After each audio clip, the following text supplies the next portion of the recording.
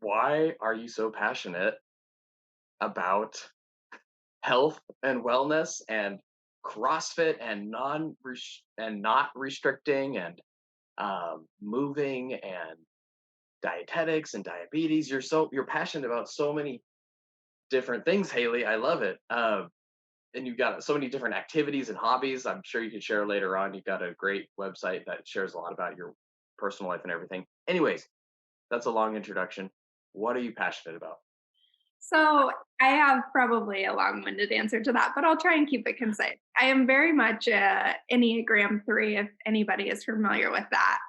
So achieving was one of my that's one of my drivers. But when I started as a dietitian, I worked in the inpatient setting and realized, oh, this is a little bit different than what I expected. I'm not, building relationships necessarily. I'm just kind of either writing tube feeds or TPNs or giving a really quick education where I didn't see them for a follow up and I have no idea, how much they really got out of that. So, anyways, I still love aspects of inpatient nutrition.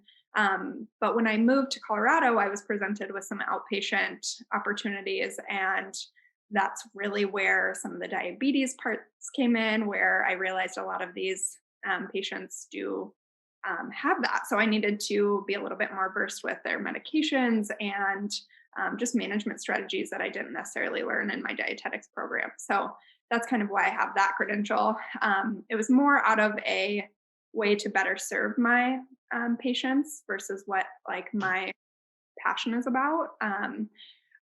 After being in the outpatient setting a while, I really loved building those relationships, connecting with people.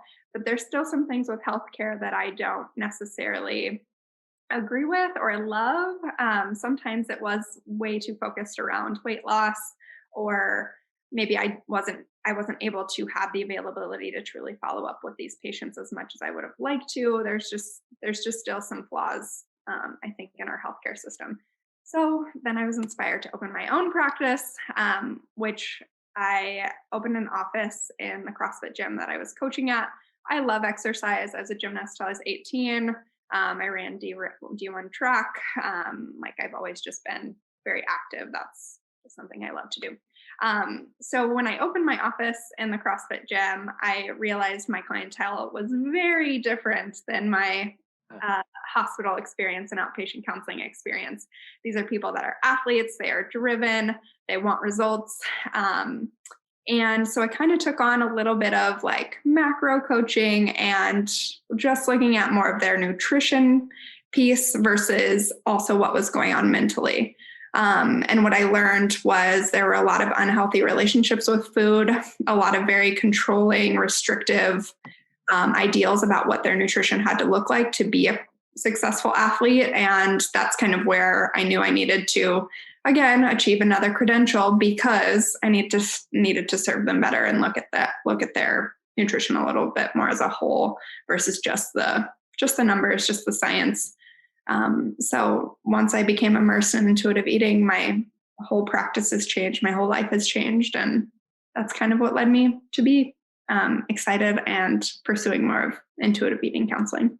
I was definitely interested in the CrossFit aspect because uh, for listeners, the one of the episodes that will be released next was with a woman who kind of was in an unhealthy relationship with CrossFit, over exercising, and I sometimes hear that CrossFit can be an over exercising experience. I've never actually done CrossFit, but I've definitely over exercised and wrestling and just wearing myself out. With that being said, I don't think that you by doing CrossFit you're like forced into over exercising. I don't think that like all people fall into that trap. Um, do you think do you hear that CrossFit is associated with like over exercising and that type of thing? So, my experience, I've worked at two really amazing, very family oriented, friendly competition gyms where it's not as like serious. I mean, I'm not saying that some of the people aren't very serious about their athletic ability, but it's a much different environment. I think that's a really hard question to answer because I've even traveled in different gyms with totally different vibes and ways of coaching. And that competition factor. I think CrossFit does bring in a lot of personalities of people who maybe take things to extremes. And that's where I think that's an open field for, well, I need to be doing the most I can to beat this person, or just getting a little too competitive where it's not always a healthy situation. But your experience has not been that way. It's been friendly competition, and um, what is friendly competition? That seems like. Can you give an example of one friendly competition CrossFit that you were Yeah. engaged in? So I it took me a little while to realize, like, we all have our different strengths, and just because the girl next to me is lifting a lot more than me, that doesn't mean I need to do that. So it can be very humbling. It took me a little while to acknowledge that. Being an athlete growing up, I was like, well, I should be able to do that if she is. Um but I think it's just done in such a different way. Like, I've been to gyms where you have to put your score on the board for everyone to see, or just different ways of encouraging progress. I think can be very a game changer. So, like, for example, my gym has an app that you can put in how you did for your workout to go back and look how you did earlier in the year. But it also does show you everyone else's. But you have the choice. You don't always have to put it in there. You can log in your own journal, if that's important to you, and just going from there. So, yeah. So, by the way, if you heard that ding sound, there are, just long story short, some technical difficulties, and hopefully it won't happen much this interview, but we may have a few more dings. So we've tried our best, and we are settling with imperfection. So yes, just a heads up, and I will try to cut those out. But anyways, you mentioned something that I think is really interesting, that you didn't. It sounds like you did not really get caught up in CrossFit over exercising, etc. Um, and this is despite being an Enneagram 3, like the achiever side.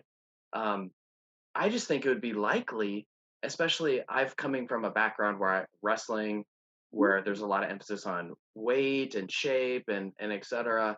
And gymnastics too. I hear your background in gymnastics, and so in the back of my head, I'm like, she's the prime, the prime, vulnerability. She's an achiever. She has a background in gymnastics. Like, she's getting into CrossFit, which I've heard stories of. Um, what were the, like, biggest factors, do you think, that, like, insulated you, protected you from falling into the trap of over-exercising?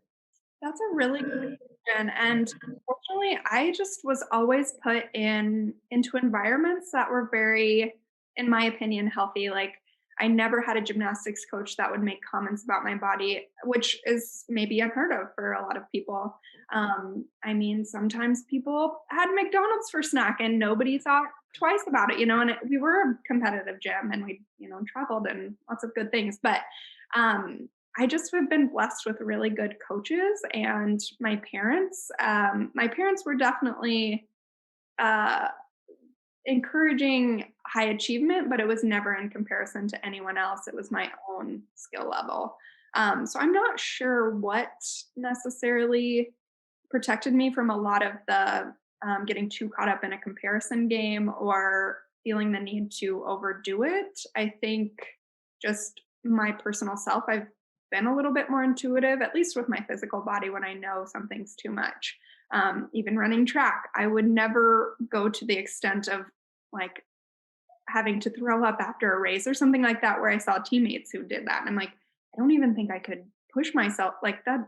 That's not normal. That you don't have to go to those lengths to be good at something Mm, or mm. to improve. So I don't know that answer, to be honest. No, I think you listed some great reasons. I mean, even parents who encouraged you, but not in a self-comparison way. It seems like they were encouraging you to compare yourself against yourself, right? To do a little bit better than you did the Yeah, previous day, yeah. so forth, and great coaches. I It was think those are excellent reasons. And I'm betting too that your parents and coaches, you seemed, from your website, from the comments you mentioned earlier, building relationships. You mentioned that when you were an inpatient, this was like something that you felt constrained by the inpatient setting, and when you went to outpatient, you had more of a chance. Before we explore relationships for the listener, can you just describe like what is the difference between inpatient and outpatient? And I'm at an eating disorder center, which is inpatient right now. So, but I've never done the outpatient side, so I'm kind of curious on your take on that as well. Yeah, inpatient, most of the patients are there for an acute illness or something where they need to be hospitalized. So they're never feeling good. They're worried about finances or what's going to happen next or diagnosis or whatever. So it's really not a good environment to be providing education. When I would get a red flag that somebody's BMI is high, like going to provide unwanted healthy diet education in that environment is not always helpful. Of course, I would always ask, like, we're a resource here. Would you like this education? If not, like, please know that we have outpatient counseling if that's something. Anyways, it's just not a great environment for that. Outpatient is where somebody comes in who's not critically ill and can book their appointment anytime. And it's a much better environment because they're there because they either referred or want to be there, and it's a better outcome. And yeah, Yeah, no, I definitely hear you. I mean, the I get so many clients at the inpatient center. The insurance is just it's a horrible weight on their shoulders. It's like a school teacher, like a nasty school teacher breathing down their throat, the back of their neck. They're always like, "Am I going to be kicked out?" And I appreciate your comments. I do because I see that sometimes people aren't sure why they're there. Not all the time. People oftentimes are fully bought in, but sometimes people aren't sure why they're there. Um, yeah, it does make it really difficult to change and learn new things when you're kind of in a state of fear. yeah. Yeah.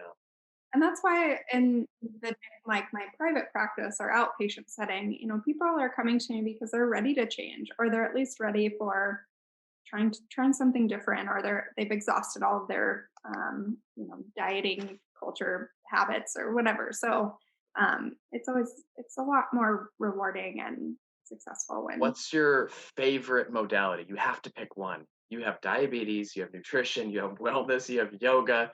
You can only pick one to specialize in for the rest of your life. What do you pick? that's hard. And there's so many different things. People My body doesn't always need high intensity. Sometimes I need yoga. Or, sometimes people are just ready to learn a little bit about their new diagnosis of diabetes. And that's always really fun for me because it's a really cool way to share that there's a lot of hope and ways to manage it. And it's not this like horrible end all be all. But the intuitive eating thing is definitely where my heart's at. Mm, And like, I don't live my life counting every little calorie or macro. And people, I think once they see that life or nutrition or a healthy diet doesn't have to look like that, like that's such like a cool thing to see people being up to be. yeah. Correct me if I'm wrong. It sounded like on your journey to where you got to today, it sounded like the intuitive eating w- was kind of the last piece and it really either Yeah. shifted things or was different than your education before and you really loved that piece. Am I understanding that correct? Yeah. I after graduating, like I am not a fluffy person. I'm not a feelings. Maybe I say that and I actually am. I don't know. But with kind of these more like asking, how did you feel after this meal, or what made you choose that, or like there's so much more to nutrition than just the science that I had to accept that my clients are not robots and a lot of them came to me asking for very specific numbers. What should my calories be? And I'm like, well, that's not authentic to like how I eat or how I think nutrition should be. And so it took me a while to recognize like intuitive eating is much more authentic to how I want to teach people and encourage a healthier just When you less. say it took a while, can you help me understand your process of integrating intuitive eating? Like you read the book, or how did you actually like integrate intuitive eating, and like what was that like?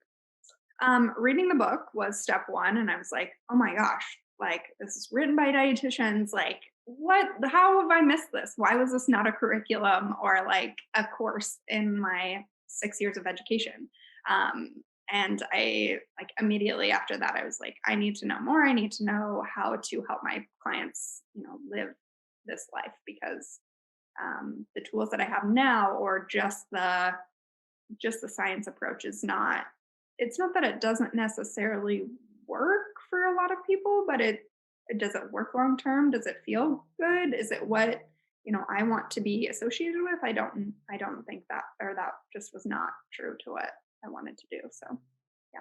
If you had to summarize like what traditional nutrition education is missing, what would you summarize that as? Definitely more of the counseling styles.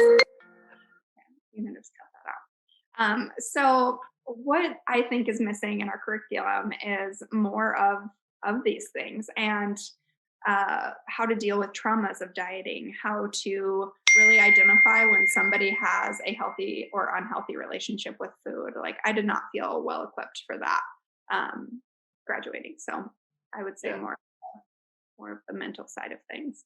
Would you say that was like I could imagine it being difficult to, if you didn't receive proper training in dealing with like unhealthy relationships with food, then you jump in the waters of starting your practice and everything, and you inevitably run across people who really are struggling with food. Um, I imagine that would be a struggle itself. I use the word struggle like just 10 times right there, but I imagine, like, what was the most difficult part about, um, we'll say starting your own practice with perhaps like not the right tools? Sure. I think it was a lot of self reflection. Like, are these people coming to me really in a healthy enough place to be focusing solely on nutrition? And if not, then I mean, it is uncomfortable to ask, do you have a therapist? Have you had a history of eating disorder? I have that on my assessment form when new clients sign up. And I will tell you, most of them like to leave that little piece out until they build better rapport with me. So things like that, where it was like, okay, I didn't even realize a lot of these things that have come along from dieting because I haven't experienced that personally. I didn't have tools to help people overcome that or have a better relationship with food without just focusing on maybe more of the science piece. I didn't have the counseling approaches that I do now that have been kind of a game changer. Yeah, I definitely like can recall not knowing. I mean, it's funny because I had some eating struggles myself, but I don't know. It was like I didn't think other people did for some reason. Like even getting into personal training was sort of like, oh, everyone's good with food, even, and then getting deeper into it, it was like, oh, people have really messed up relationships with food, and I think maybe we have this script, a cultural script, we'll say, that like food is easy, or everyone's good with food, or everyone's in control, and it's like a very surface layer thing. I don't know. It's not something you really like talk about, like food struggles. So I don't think I really saw much of it until I kind of opened my eyes to it or got exposed to it. But Well, I in my definitely realized that it can learning more and more about people's unhealthy relationships with food can be a exploration.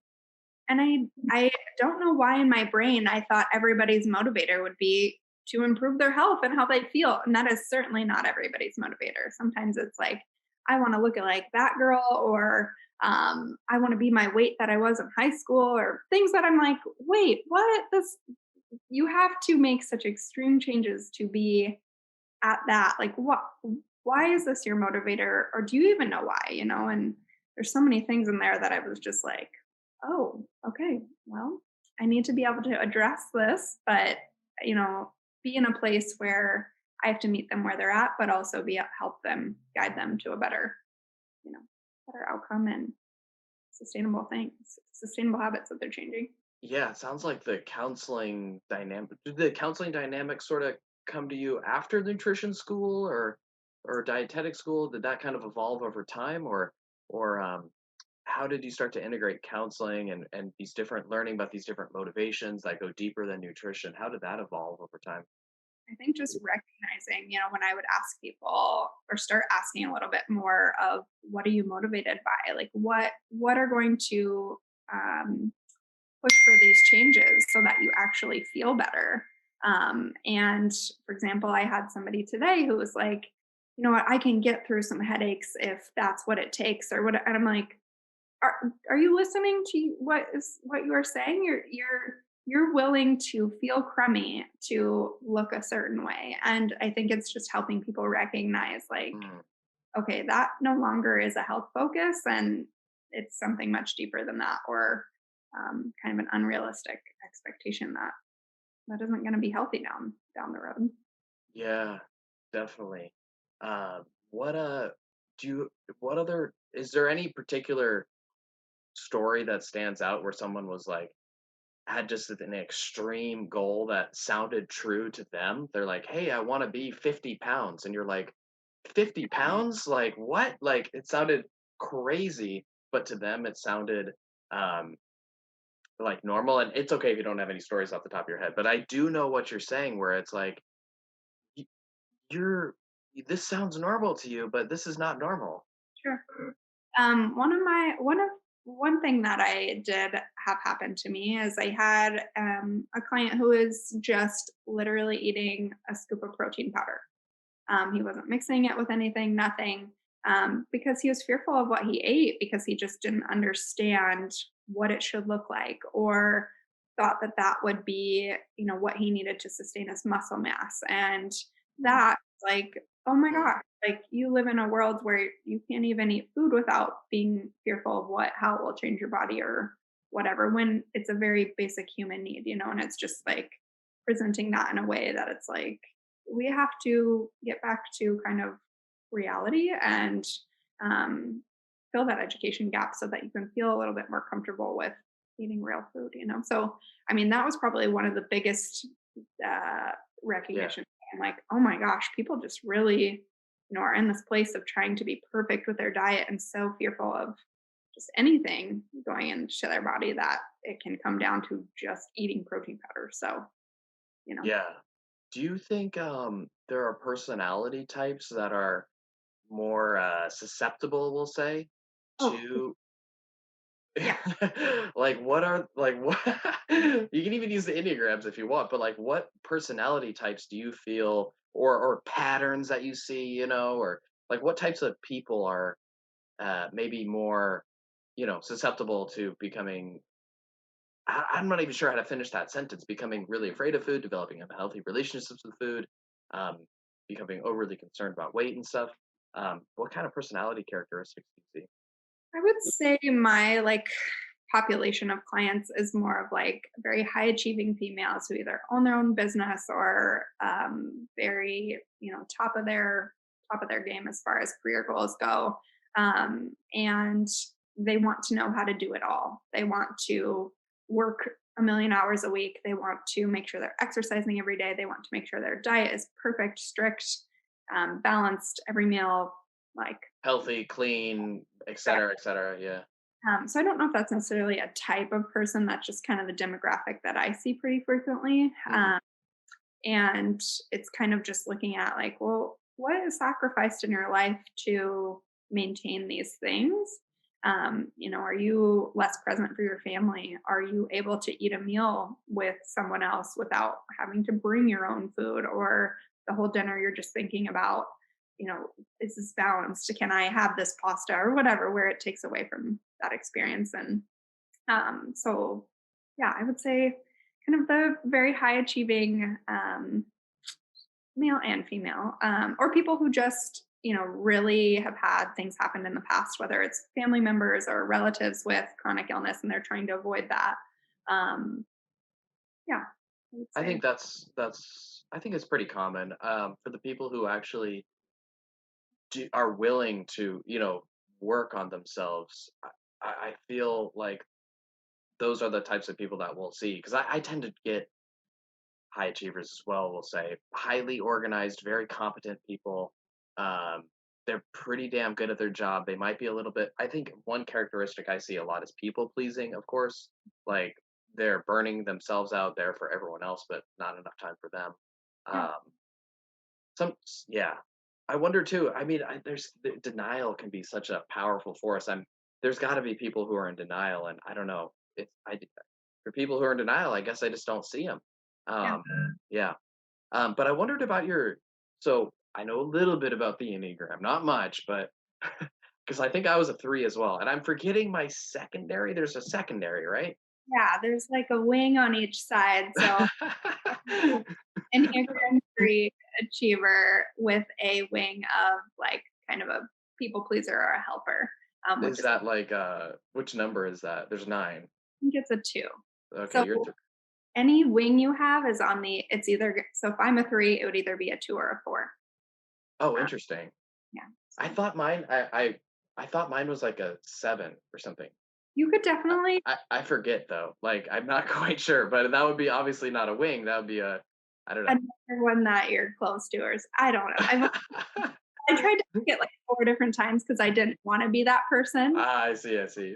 So I was like, "No, this has to be right. Let me try it again." Was finishing my yoga teacher training, that was brought up a lot. It's like, I don't want to base my life value on achievements anymore. I want to step away from that and live a better life that's not so driven by achievement. Interesting. Yeah, that's fascinating that you're stepping away. I feel like for me, I try to lean into the edge of achievement and like, sort of embrace the strengths of productivity but also, you know, not taking it to an extreme degree, which I think it's easy to do in America. Just work, work, work, work, work, no pain, no gain, mind Exactly. over matter. So there's definitely like yeah, maybe a skillful way Mhm. to do achievement. I think. Speaking of which, how do you be a skillful achiever? How do you? I mean, you're crushing it, right? It's funny that it's no wonder you attract high performing women. You got your own gym and et cetera, et cetera, et cetera. Even though you might be stepping away from achievement, I'll put you in the category of an achiever if that's okay with you. And then Yeah. I'd love to get your opinion on how to be skillful about achieving things. Well, that's Or feel free to put yourself in a different you label or whatever, but you know what I'm saying.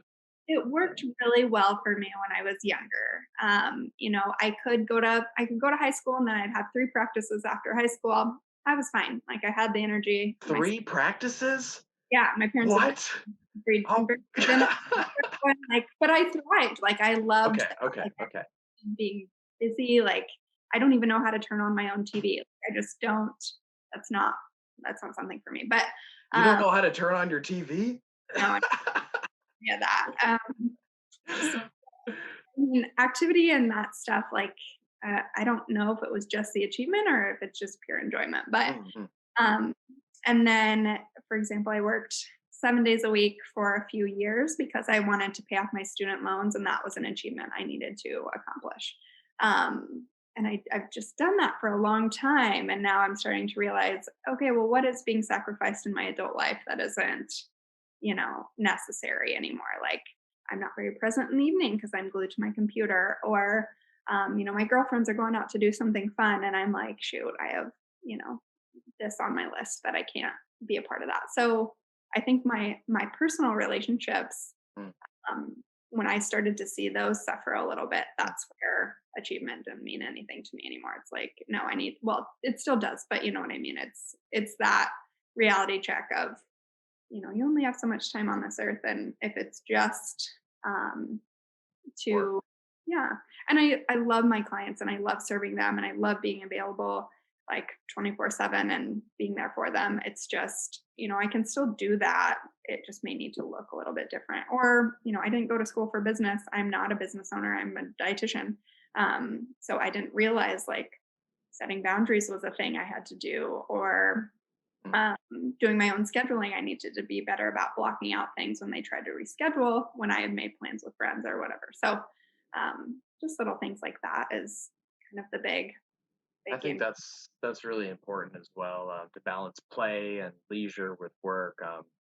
I think for me that's been learning to rediscover, like, I think for me, one of my struggles has been, well, just like historically speaking, it's been to connect with my body, to feel my body. I've been kind of grew up in a thinking world where, education was prioritized above everything else. And the felt body was missing. And so when you don't have for me, when you aren't really feeling your body, it's hard to know what you like. And it's just easy to work, work, work. And so for me, it's been a ongoing journey has been rediscovering, hey, I like hiking. Hiking just feels good. I like playing poker with my friends. I like board games and figuring out what I like. I definitely relate to that. I think that's the skillful way of balancing out achievement of the yin Yeah. and the yang, right? It's funny that you say that because actually what inspired my whole private practice transition was my dentist, like in your mouth asking questions like that. But he asked me in the beginning, he was like, "Well, what do you do for fun?" And I'm just like hanging out there with my mouth open. I can't say anything. Like, what do you mean for fun? Like, I'm an adult. I just go to work and that's it. I mean, I go to Yeah, practice, whatever, but I couldn't think of like, what am I doing for fun anymore? And I yeah, yeah. a lot of that. So, yeah, I think that's another thing that's like, yeah, if you are so hyper focused on whatever it is, maybe it is your nutrition or your exercise or whatever, work was mine, but it's like, oh, when life becomes not fun well, as fun as it could be anymore, it's like, hmm, okay. This is just coming to me now. I wonder if this like shift, away from balancing work and life. I wonder if that mirrored your intuitive eating shift. I wonder like what came first. Yeah. I don't know, but I with the yoga teacher training that I just did, a Mhm. lot of my friends were like, "No way, like, that is a joke, like, you Oh, can't." the yoga, like I see. They were just like, "What are all these feelings and intuitive stuff you're doing? Like, that does not seem like." Interesting. And so, I'm like, "Guys, I'm a lot more intuitive than people think." Like, and when it comes through nutrition, like, that was very easy for me to grasp onto. Maybe not all other aspects of my life, but, the nutrition piece of it was like, "Oh my gosh, yes." And then the The yoga part was very, it's taking me a while to learn. like the nutrition, the traditional education you got, the structure was that you, yeah, I got you. And then the yoga. Sometimes I feel that yoga can be too rigid. Sure. But the way you're describing it, it seems to be the opposite, which I appreciate. I remember going to a studio. Um, what's the style of yoga? It wasn't for me. It was the Is it same. the It wasn't. I am thinking of Bikram, of course, but it's not. It was a different one. But Bikram, we'll just use Bikram as an example. Same 26 poses, yes, very hot, very rigid. and Um, militant almost, like, you have to do them perfectly, and yeah, yeah, yeah, yeah. I do not like that. Yeah, yeah. I mean, I feel like that's sort of the like Western ethos, the mindset of like Western folks, I'll say. Like really intense, really like I don't know, and that seeps in and yoga, it seeps in and nutrition, it seeps in and everywhere. Yeah. And I like that is not how my training was. Like what I really value from mine was more of like you have to meet people where they're at. They need to be listening to their body. If a pose doesn't serve them, they need to do something else. And that's just how CrossFit is too. Like Hmm. when I have athletes who are maybe at a different level, like I need to make sure they feel very confident and comfortable to modify and scale and not compare themselves to anyone else in the room because that really takes away from them progressing in a good, strong, healthy way. If it's just jumping to something or feeling pressured to do something just because everyone else is, I think that can be a really not good place to be. Yeah. Um, I feel it. I definitely feel it. Um, and so your yoga training was like it was the opposite of that, it sounds like. What style was it in? Was it just your standard vinyasa flow or Yeah, I mean, we went gotcha. through everything, but it was also the teacher was just very adamant about this needs to be inclusive to anyone and everyone. That's what yoga is. It shouldn't Hmm, be, making people feel like they can't do it or okay. um, it needs to be about where the person's at and I love that emphasis. right. So, yeah. Was that like, what do you think the most, mm, we'll say surprising thing about your yoga training? Like the thing you didn't expect Yeah. going into it? Just that. I That, was yeah, like, that, yeah. I, I questioned, like, am I good enough to be here? Like, Mm, I'm not very flexible anymore because I haven't made this a priority in my life. Like, what are mhm. they going to think? How am I going to teach this if I'm not perfect? And that absolutely was not ever an issue. It's like, no, everybody, even if you are teaching a class and you can't do a pose that you're offering, showing the modification and letting them know it's okay if they can't either. And, you know, things Yeah, like, I mean, yoga is so much about flexibility, and sometimes our mindsets are not flexible, right? yeah, It's like, I got to do it perfectly. And sounds like this is a pretty, I don't know, flexible approach you're yeah, taking and everything. fantastic. Um, yeah, no, so as we kind of wrap up, I wanted to offer, uh, let's say, uh, you're the person you tend to attract, the high performing uh, person, who's a bit strict with themselves. They're working themselves uh, to death. We'll say we'll go to the extremes. Um, and you could if you could say something to them, what would you say? One of the things I always ask again is what is sacrificing in your life to, have all this attention on detail to your food or whatever. But also like in 5 years, what does your life still look like and what do you think you're going to maybe miss out on? And it may not always be that perspective. Um, but with what you're doing right now, does this seem sustainable? Does this seem like a quality life that you want to, keep going at, or do you want to take some different approaches to see if, intuitive eating principles can be a little bit more freeing and provide you a better quality of life? And yeah, so some of those like little bit deeper questions that are I Shifting have. your perspective from to like what's really important. Exactly. It's funny Yeah. how like the future does that, right? Yeah. I'm reminded of like the what's that, seven of principles of highly effective people. It's like the tombstone exercise, thinking about what people will say. That's like taking it really far in the future. Yeah. I love it. I appreciate it. I really do. So Haley, where can people find you online? I have a website with very amateur recipes, but I create them in uh, consideration of my clients who don't have very much time. So if you see a direction that says throw everything in a crock pot, that's literally what I mean, and that's why. So I have that going on. I have a Pinterest that's pretty active because I like sharing these resources and making that more of a tool for my clients and just anyone who wants to use them. So you can find me there. I have Instagram, Facebook, and it's all under RDRX Nutrition. So RDRX Nutrition. yeah, Registered dietitian. What's the RX? prescribed. So I when I opened my business in the CrossFit gym, I was like, I'm just gonna do Haley Hughes nutrition counseling. And they're like, you're not Jenny Craig, you're not famous, you do your name. And I was like, what do you mean? Like, Gotta I'm not. start somewhere. Yeah, I was like so annoyed. So, anyways, um, RDRX came of that. And in CrossFit, workouts typically have a RX or prescribed like workout. So it's kind of a tie into that. Cool. It is what it is. It's Cool. I think that speaks to your roots, and yeah, it is what it is. Whatever. It's cool. It's RDRX. It's easy. It's got a ring to it, I guess, or pretty easy to remember. yeah. Um, okay, final question. Answer this however you like. Okay. But with Mr. Buddha behind me, I don't know if you can see, but anyways, enlightenment is a word that can mean many different things, from your body to feeling lighter to a opening of your mind to nirvana to I don't know. What Yeah. does enlightenment mean for you?